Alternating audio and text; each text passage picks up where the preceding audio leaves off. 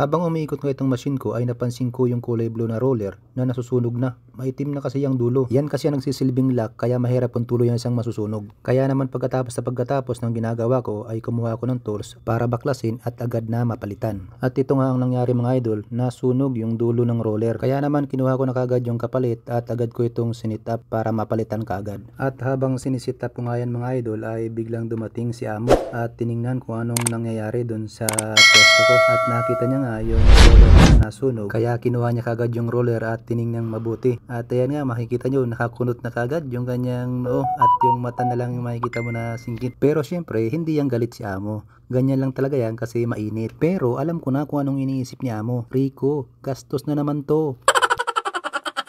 At nang matapos ko nga i-set up yan ng mga idol ay kinabit ko na. Siyempre katulong ko yung aking kaibigan na bukod sa magandang lalaki na ay matulungin pa. Buti na nga lang at nandyan siya. Kasi kung ako lang mag-isa medyo nahihirapan ako kasi nga mabigat. Si amo hindi pa rin mapakali. Tingin pa rin ang tingin doon sa roller na nasunog. At nang matapos ko na nga ikabit yan mga idol ay iniligpit ko na yung mga tools na ginamit ko. At siyempre sinubukan ko na kagad i-start yung machine para malaman ko kung okay ba yung ginawa ko. Ang hirap mga idol kapag nagkakaroon ng trouble ang machine. Abala na sa ginagawa, nakakapagod pa. Buti na nga lang kahit papano alam ko na ang ganitong klaseng trouble.